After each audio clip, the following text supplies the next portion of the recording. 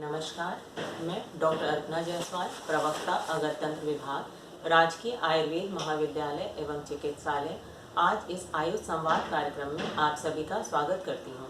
सर्वप्रथम मैं आभार व्यक्त करना चाहती हूँ अपने प्रदेश के मुख्यमंत्री माननीय योगी आदित्यनाथ जी का, आयुष मंत्री माननीय धर्म सिंह सैनी जी का, प्रमुख सचिव आयुष प्रशांत त्रिवेदी सर का, निदेशक आयुष मिशन राजकमल यादव सर का, निदेशक आयुर्वेद सेवाएं प्रोफेसर एस.एन. सिंह सर का, निदेशक पाठ्यक्रम एवं मूल्यांकन प्रोफेसर सुरेश चंद्र सर का और अपने महाविद्यालय के प्राचार्य डॉक्टर प्रकाश चंद्र सक्सेना सर का, जिन्होंने आज मुझे इस मंच पर अपने विचार व्यक्त करने का अवसर प्रदान किया है।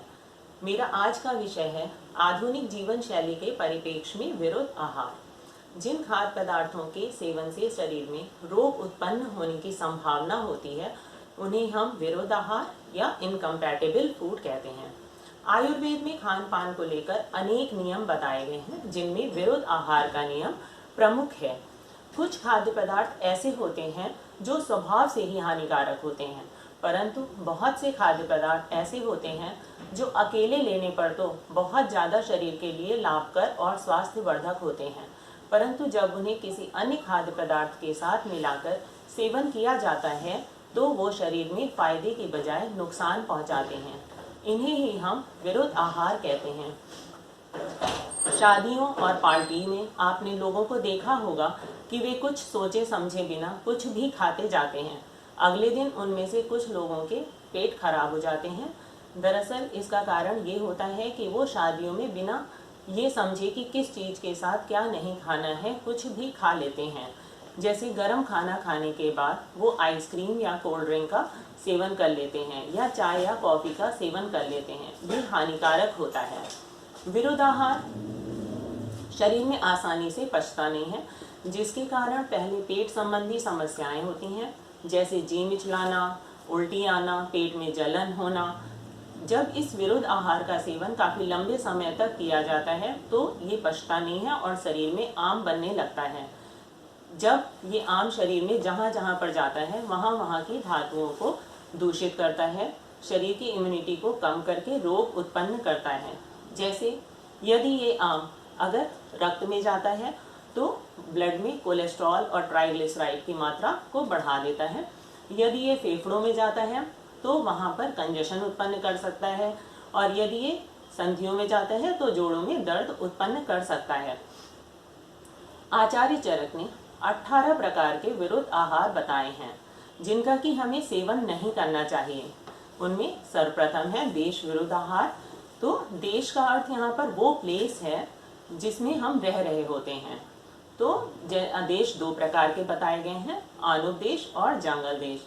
आनुक देश में नमी बहुत ज़्यादा होती है भूमि में, और जंगल देश में नमी कम होती है। वो ड्राई एरिया होता है, जैसे कि डेजर्ट वगैरह।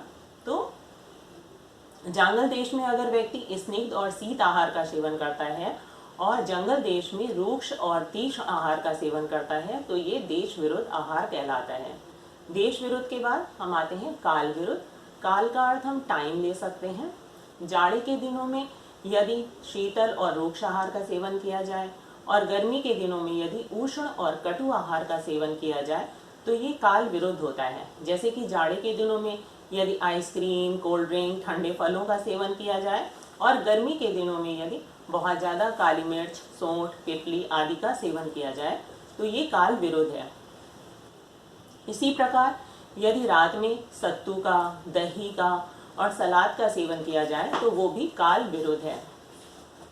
रात में कभी भी सलाद का सेवन नहीं करना चाहिए, क्योंकि सलाद ठंडा होता है। उसे सदैव दिन के भोजन के प्रारंभ में खाना चाहिए। उस समय हमारी अग्नि तीक्ष्ण होती है और सलाद का आसानी से पाचन हो जाता है। काल विरुद्ध के बाद हम आते हैं अग्नि विरुद्ध पर। अग्नि से यहाँ पर हमारा तात्पर्य जठराग्नि से या पाचन शक्ति से होता है। हमने अक्सर देखा है कि कुछ लोगों की पाचकाग्नि इतनी तीव्र होती है कि वो कितना भी गरिष्ठ भोजन खा लें परंतु वो उनका सब पच जाता है, परंतु कई लोगों की जठराग्नि ऐसी होती है कि वो अगर कभी भी गरिष्ठ भोजन खा लेते हैं तो उनको पेट में समस्या हो जाती है। अतः सदैव अपनी पाचक अग्नि या अपनी पाचन शक्ति को समझकर ही भोजन करना चाहिए। अग्नि विरुद्ध के बाद आता है मात्रा विरुद्ध। मात्रा से हमारा तात्पर्य क्वांटिटी से है। आयुर्वेद में बहुत से ऐसे आहार द्रव्य बताए गए हैं जिनको कभी भी समान मात्रा में मिलाकर सेवन नहीं करना चाहिए। जैसे कि यदि हम मधु और घृत या घी का समान मात्रा में मिलाकर सेवन करते हैं तो ये विष के समान हो जाता है। इसी प्रकार यदि हम मधु और कमलगट्टे का, मधु और आकाश के जल का समान मात्रा में मिलाकर सेवन करते हैं तो ये विष के समान है। मात्रा विरुद्ध के बाद आता है दोष विरुद्ध। व्यक्ति की प्रकृति जिस भी दोष प्रधान होती है, उस दोष प्रधान यदि आहार का सेवन किया जाता है तो ये दोष विरुद्ध आहार कहलाता है।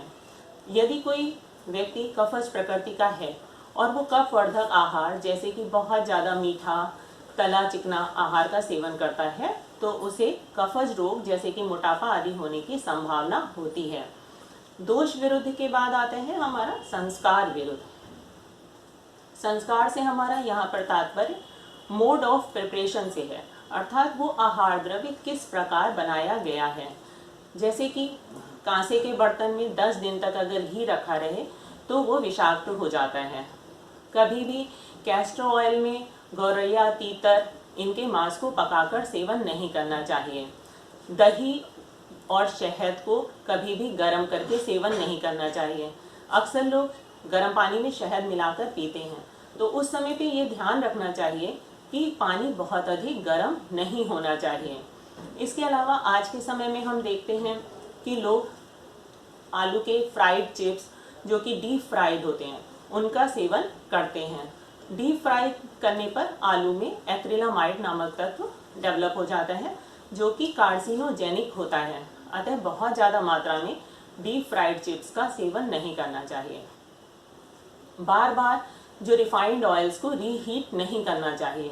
बार बार रिफाइंड ऑयल को रीहीट करने से उसमें कैंसर उत्पन्न करने की या वो बहुत ज़्यादा हार्ट डिजीज उत्पन्न होने की संभावना डेवलप कर सकता है।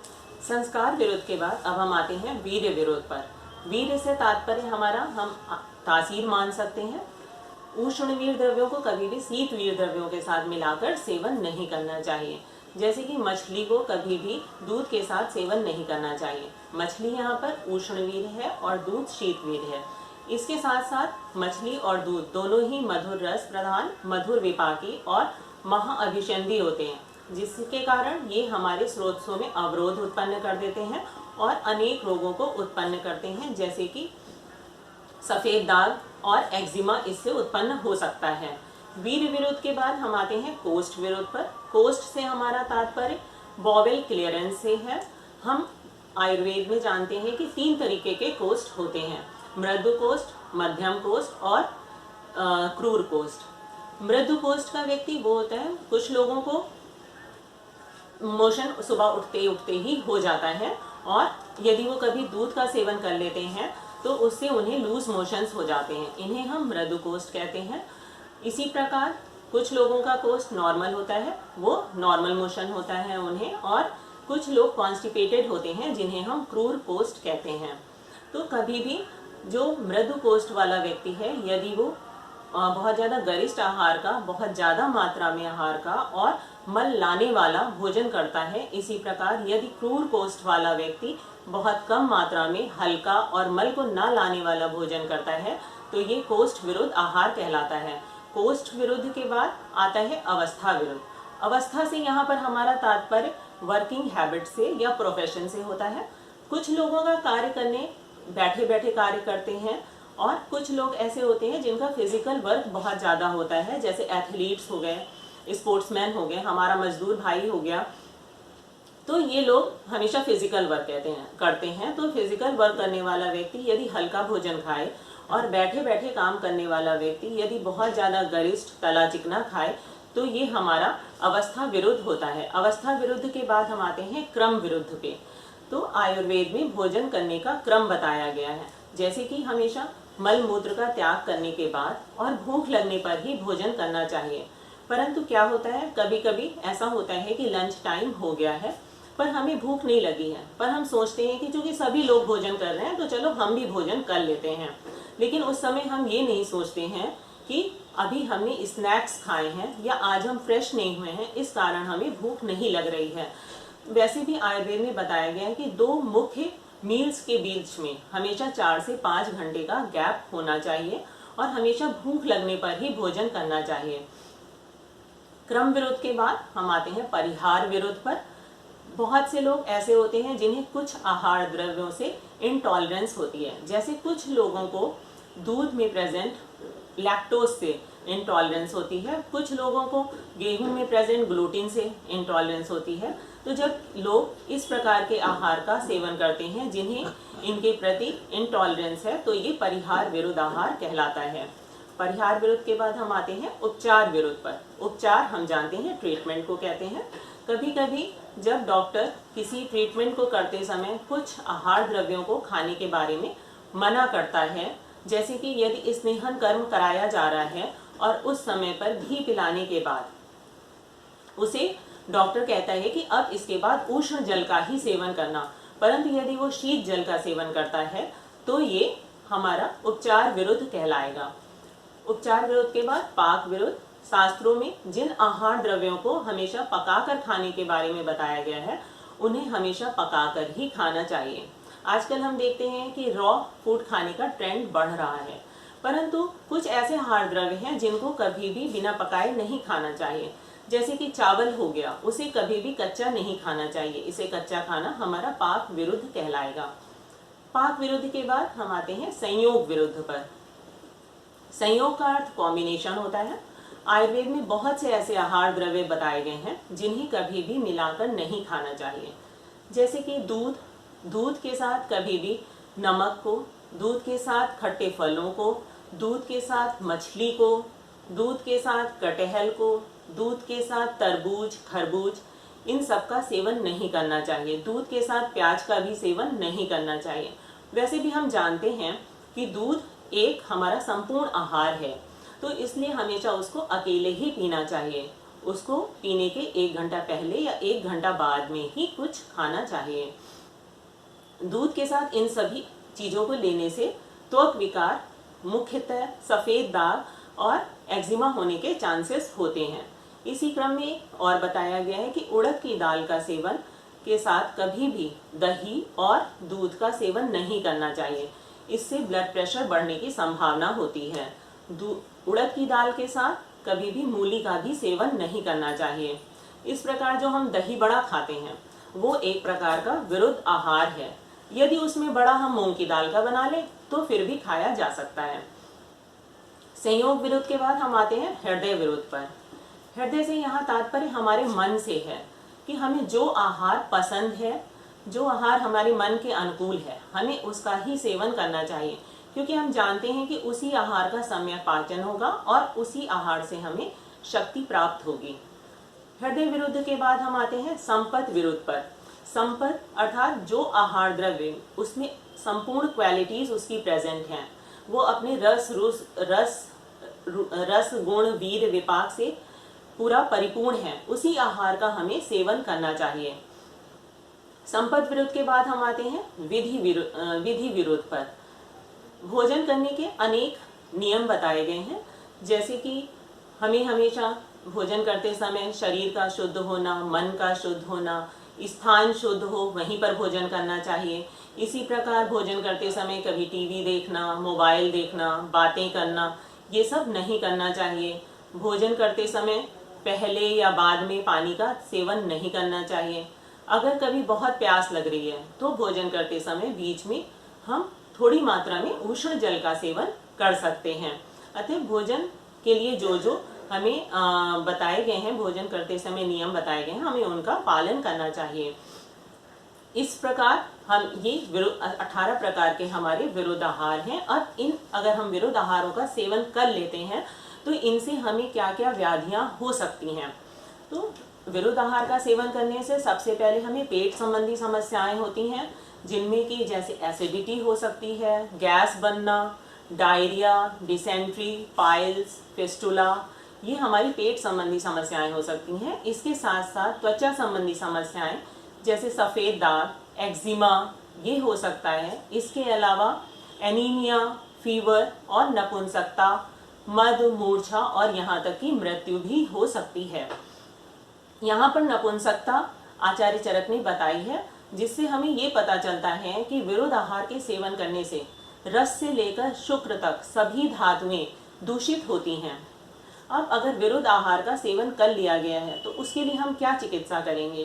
तो सबसे पहले तो यदि हमें कोई पेट संबंधी समस्या हो रही है और हमें पता है कि हमने विरुद्ध आहार का सेवन किया है, तो सर्वप्रथम जो है अगले भोजन काल में हम भोजन नहीं करेंगे। उस समय पर हम खाली पेट रहेंगे। और यदि हमें उल्टियाँ हो रही हैं तो हम 4-5 उल्टियाँ होने देंगे, क्योंकि हमें पता है कि ये हमारे शरीर का एक क्वालिटी होती है कि वो शरीर से दोष को अपने आप स्वतः निकालता है। तो 4-5 उल्टियाँ हम होने दे सकते हैं। और लेकिन जब अगर हमें उससे अधिक उल्टियाँ हो रही हैं और हमारी तबीयत खराब हो रही है तो हमें ज़रूर डॉक्टर से संपर्क करना चाहिए। इसके अलावा आचार्य चरक ने विरुद्ध आहार की चिकित्सा में हमें वमन, विरेचन और संशमन चिकित्सा बताया है। तो यदि विरुद्ध आहार करे हुए हमें 4 से 5 घंटे तक ही हुए हैं तो उस समय विरुद्ध आहार जो होता है वो अमाशय में होता है, तो हम वामक औषधियाँ उसे देकर वमन कराकर विरुद्ध आहार को शरीर से बाहर निकाल सकते हैं। यदि समय अधिक हो गया है और आहार पक्वाशय में या लार्ज इंटेस्टाइन में जा चुका है तो उस समय पर हम उसे विरेचन कराएंगे। और यदि बहुत लंबे समय से विरुद्ध आहार का सेवन किया जा रहा है तो उस समय पर हम दोषों को शांत करने के लिए संशमन चिकित्सा कराएंगे। आज के इस कोविड-19 पैंडेमिक के समय में जब हमें अपनी इम्यूनिटी की बहुत ज़्यादा ज़रूरत है, उस समय पे हमें विरुद्ध आहार का सेवन बिल्कुल भी नहीं करना चाहिए, क्योंकि हम देख रहे हैं कि जिन लोगों की इम्यूनिटी अच्छी थी उन लोगों ने शीघ्र ही इस बीमारी से स्वास्थ्य लाभ प्राप्त किया है, परंतु जिन लोगों की इम्यूनिटी बहुत कम थी उन्हें इस बीमारी से लड़ने में बहुत ज़्यादा कठिनाई हुई है और बहुत से लोगों की मृत्यु हुई है। यदि हम प्रण कर लें और आज से ही इस विरुद्ध आहार को समझकर और इसका सेवन बंद कर दें तो हम अपने शरीर को और मन को स्वस्थ रख सकते हैं। इसी के साथ मैं अपनी वाणी को विराम देती हूँ। धन्यवाद।